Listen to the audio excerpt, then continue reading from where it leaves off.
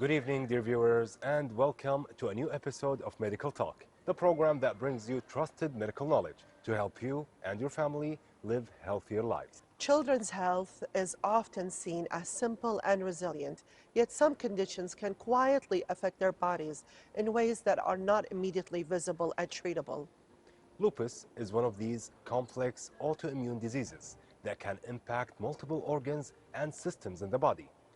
In children, the condition can be even more challenging, with symptoms that may appear gradually and be mistaken for other illnesses. Raising awareness about early signs and proper care is essential to ensure better outcomes and quality of life. So to help us better understand lupus in children, or known as pediatric lupus, we are pleased to welcome Dr. Dalal, Alahmadi, pediatrician and pediatric rheumatologist. Dear viewers, stay with us. I'm Dalal. And I'm Dr. Fatma Al-Ansari, and you are watching your weekly program, Medical Talk. Dr. Dalal, thank you so much for being with us here today, and welcome to Medical Talk. Thank you for having me. Thank you, Dr. Dalal. We're so glad to have you here with us to discuss an important topic. Thank you. Dr. Dalal, today we are talking about a disease which is lupus. Can you tell us exactly what lupus is and why does it considered an autoimmune disease? So lupus is an autoimmune disease. Essentially, we have an immune system to fight off germs regularly. However, sometimes our immune system gets a little redirected and starts attacking our own healthy tissues. Yes. And that is what we call an autoimmune disease. And so in lupus, we have a constellation of symptoms and signs and things that happen, and unfortunately kind of anywhere and everywhere. And altogether, a rheumatologist can aid in the diagnosis by putting those signs and symptoms together in order to then eventually come to the conclusion of lupus. So basically when the immune system attacks its own body. Yes, exactly. So lupus is called pediatric lupus for children, or you said also it could be named Childhood lupus, pediatric lupus. Now, how does it differ affecting children than adults with lupus? So there's a couple of things. The first is usually children with lupus present a bit more severely compared to adults.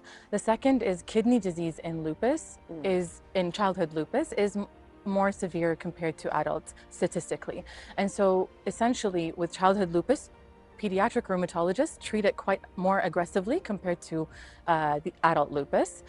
However, that gives us better outcomes. So we do have great outcomes in childhood lupus, although with earlier treatment starting in childhood, that comes with lifelong side effects from the medications as they're on medications for longer. Lupus, unfortunately, is a chronic disease. We don't have necessarily a cure yet, and so it is something the child has to live with for the rest of their lives. And do they suffer from a lot of pain? Lupus can cause pain, especially if it shows up in bony pains, joint pains, muscle pain. Yeah. It can also cause abdominal pain or chest pain, depending on which organ system it's involved. Dr. Dalal, at what age typically it appears in children, and is lupus considered a common disease? I wouldn't say lupus is common. However, we are seeing rising cases lately as we are exposed to different environmental pollutants and carcinogens and environmental triggers, and our food is changing, our lifestyles are changing. Yes.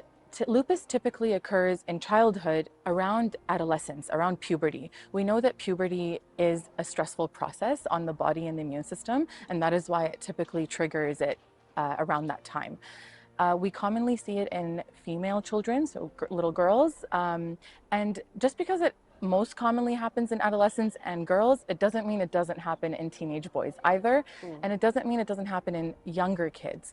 When it does, there may be genetic causes, familial causes that are linked to it, to an earlier presentation, but most commonly it's in teenage females. So is it mostly genetic, or also like what's the percentage? I would say it's mostly not genetic, so it's mostly caused by other reasons. So autoimmune diseases in general, especially lupus, we don't have a specific cause identified. I can't say A caused B. We do have multiple factors, including our genetic susceptibility, so our DNA, our makeup, even if there's any other autoimmune disease in the family, that makes us genetically more susceptible to any autoimmune disease in our lives. Then our environment, what we eat, breathe, drink, how we sleep. And lastly, a trigger point. Usually something triggers it. It could be as simple as a flu or a surgery or puberty, or it could be as more severe as like a severe infection, for example, that later on triggers the disease. Wonderful. Dr. Dalal, now to help the parents recognize the signs early on, just before the diagnosis, what are the warning signs that you would advise parents to look out for? So lupus is a tricky one because, as we said earlier, lupus can cause really anything and everything. But general signs to look for are chronic fatigue, so chronic tiredness in their child. They've just slowed down. They want to sleep more. They don't have much energy to do things. And we're talking chronic. I know teenagers commonly do this anyway. Yeah. However, we're talking something a fatigue that's impairing their day, impairing their school performance, their lives. Secondly, fevers, persistent fevers or recurrent fevers. You can have skin changes, like skin rashes, especially if you have a rash when you go out in the sun, it becomes more red or more aggressive, like a photosensitive rash or a sun-sensitive rash. Commonly, you may have heard about a butterfly rash in lupus, so it's that rash along the nose and the cheeks. You could have other skin changes, like if you go out in the cold, you could have something called Raynaud's, where your fingertips turn red, blue, or white, and they go numb or become painful. And then you can have really anything else, including joint pain, swelling, stiffness in the morning, abdominal changes like abdominal pain, nausea, vomiting, chest pain. There's lots of other symptoms. Well, Dr. Dalal, thank you so much for these valuable information so far. We are still continuing with this interview, but dear viewers, after this break. Dr. Dalal, we are still talking about the lupus disease. These symptoms can be sometimes confusing. Is there any symptoms that might be confused for any other maybe diseases or? Yeah, absolutely. I think that's the tough part about our job, because sometimes kids come to us quite late because they were labeled as something else, and then eventually we do realize it was lupus all along. And that is why a pediatric rheumatologist is essential their role is essential in diagnosing and being involved in these cases as early as any doctor suspects it. Examples of things that can be confused with lupus, so are things like eczema or psoriasis, like any really red skin disease that can also be confused, because we know lupus can also cause rashes. Another thing is childhood arthritis, or otherwise known as JIA. When lupus shows up as tiredness, fever, and joint pain and swelling, that can be confused with childhood arthritis. Another thing could be that if a child shows up with kidney disease, that can be labeled as other kinds of kidney disease before it's eventually found out to be lupus. And so that is the tricky part, because our jobs as pediatric rheumatologists is to catch these cases, but also educate the parents and other physicians on how to detect these things early. Yes, education is very important.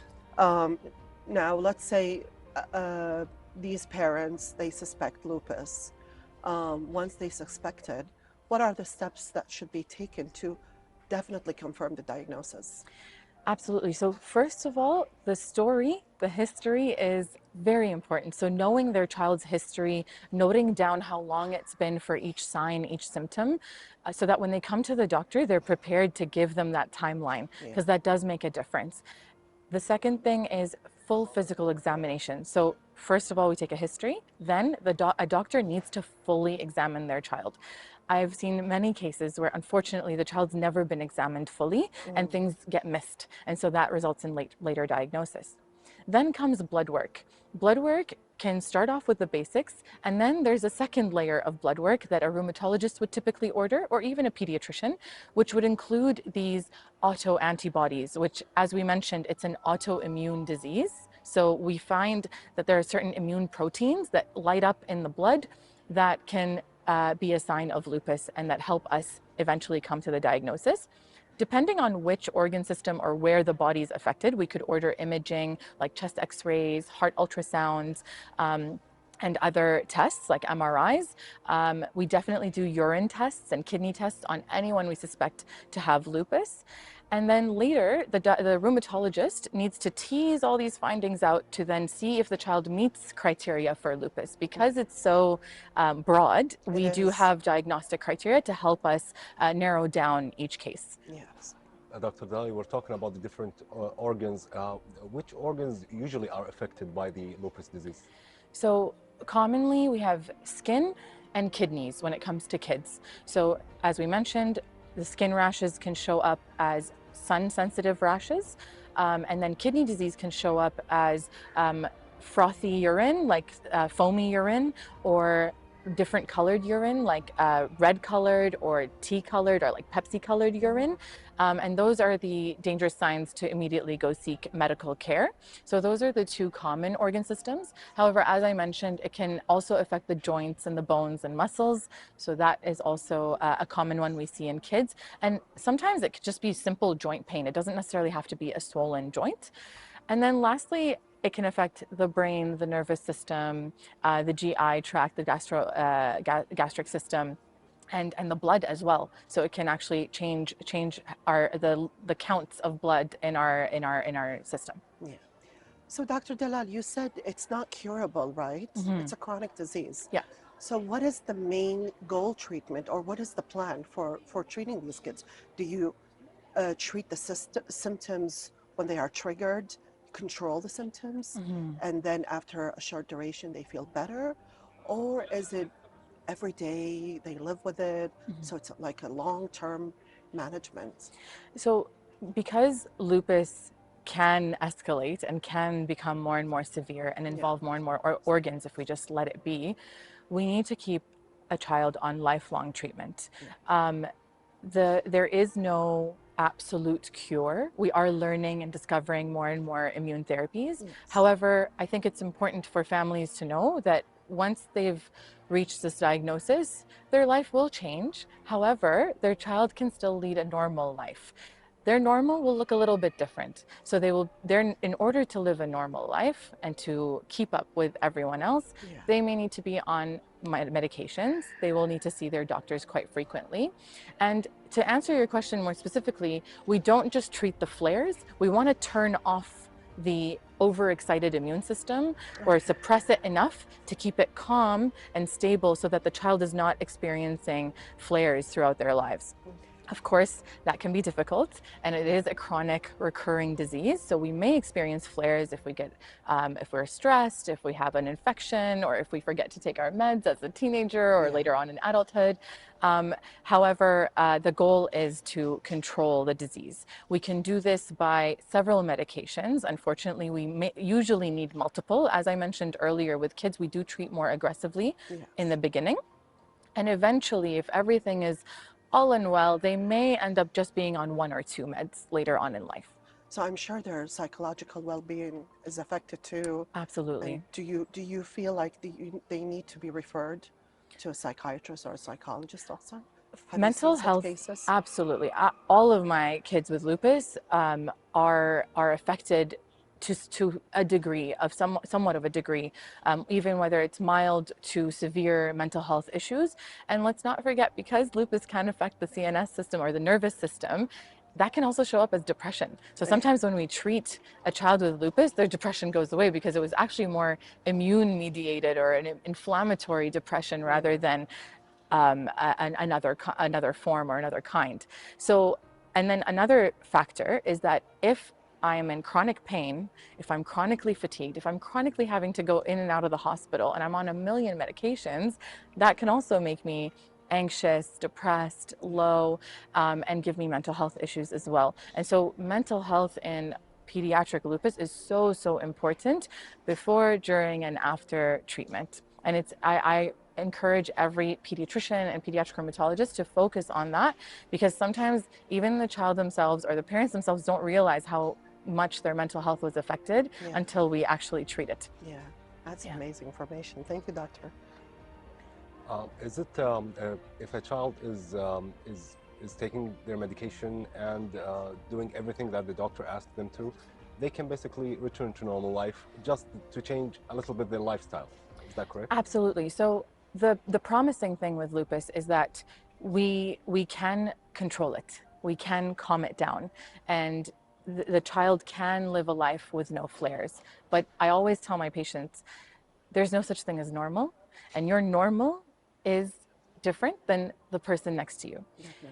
And there's the thing with lupus is sometimes it can be an invisible disease. So there's no sign, there's no crutches or wheelchair oftentimes. You can't tell And if so a no kid one can, has, yeah. exactly, no one can tell they have lupus. And so that can make them feel alone, make them feel very different. Yeah. And so I always tell them, your normal is that you need to be on medications, you need to see me, and later on an adult rheumatologist, and we need to do checkups quite frequently, especially while we're on meds. However, my job is to help you do whatever you want to do in life. So you can have lupus and go to the Olympics. You can have lupus and still do your sports. You can still be a doctor, a pilot, astronaut, So whatever you want to it can't do. stop them from doing what they actually Absolutely. want You to do. can have a family and have kids. And I know that's something we constantly worry about in our Yes. culture as well. And it's questions that parents, when you first tell them this is a lifelong disease, that's the first thing that comes to mind. Will my child be normal? Yeah. So I tell them they can, but their normal will look different. Yeah. Well, thank you, Dr. Dalal and Dr. Fatma. Dear viewers, we still have more segment coming up in Medical Talk after this break. Dear viewers, welcome back to Medical Talk. We're still with Dr. Dalal Alahmadi and Dr. Fatma talking about lupus disease. Dr. Dalal, one more question. What's the latest medical advances that maybe better the outcome of the treatment? So we have medications we call biologic medications or biologic therapy, and essentially those are immune proteins that help calm the overexcited immune system down to a somewhat normal level. And the good news is that more and more drugs are being approved to be used in children. Oftentimes these are of course used first in adults, tested and approved, and then later approved in children. So we're often a little bit behind. However, lately we've had a few drugs approved, alhamdulillah. And secondly, we do have more gene therapy, targeted gene therapy, especially for, that's still under trials, of course, that's specifically targeted for those younger kids where we identify a gene that's the reason for their lupus. And lastly, we have more intense immune therapy that we reserve for our very severe cases that's been quite promising. That's wonderful. Dr. Dalal, so besides medication, what daily lifestyle adjustments do you advise for the parents that is very important for the children to do? This is one of my favorite questions because I love talking about lifestyle with my kids. I'm Because sure. I know they think the doctor just likes to inject them or give them medications, and this is the real stuff. So first of all, we know our immune system needs rest, it needs healthy food. It does not need processed sugar, so we stay away from those really processed sugary drinks. I always say if it's sugar from nature, Yes. from fruits, from veggies, that's fine. But if it's sugar from Pepsi or soda or candies, Yeah. maybe stay away or keep it in moderation. Of course, we don't want to completely ruin their happiness without any candy. Definitely. So that's when it comes to sleep and diet. Then we do know that exercise is actually really good for the immune system. It's actually quite anti-inflammatory. It's great, especially if you have chest or respiratory problems, joint problems, muscle problems, whether they're from lupus or from the aftermath of medications. And so exercise and movement in general is very important. Even if, especially if the child is in pain, oftentimes they'll just resort to leading quite an inactive life. Yes. And that comes also with complications. It can end up deconditioning them and making them even more sensitive to pain. So even if it's as simple as a short walk, that can make a difference. And as they start feeling better, they can ramp up the exercise. And lastly, if we have skin disease, as we mentioned, it's sun sensitive. So wearing sunscreen is so important. And I always tell kids, you're going to be like a cool surfer when you go to the beach. I do that and I don't have lupus, but when I go out, especially if I'm at the beach or under the sun for a long period of time, there's lots of material that's now UV blocking. So I tell them to wear long sleeves and leggings that are with UV blocking material, have their sunscreen on, wear a hat. If the sun is quite high, stay away from the sun in those hours, and while still being able to go enjoy themselves have fun, outside yeah, and have definitely. fun, because we know that the sun exposure can not only trigger the rash, but it can also trigger the immune system from the inside, and that thus then inflaming the rest of the involved organs. And so and also, like, your skin is going to look better if you're wearing your sunscreen all the time. So it's good recommendations in general. And of course, just another lifestyle change that I tell them is just try to be more aware of your body and keep a journal or like a symptom diary, and get to know when to worry and when not to, as you learn more about your body and your condition. Well, Dr. Dalal, thank you so much for these valuable information. I'm sure being a doctor and dealing with especially kids that this condition affects not only in the physical aspects, but only in the mental aspect. Thank you so much for being with us today. Thank you for having giving me. us these valuable information for us and for our viewers, of course. Well, dear viewers, that brings us to the end of this interview with Dr. Dalal Alahmadi. Thank you for watching, but stay tuned. We still have more segments coming up in Medical Talk after the break.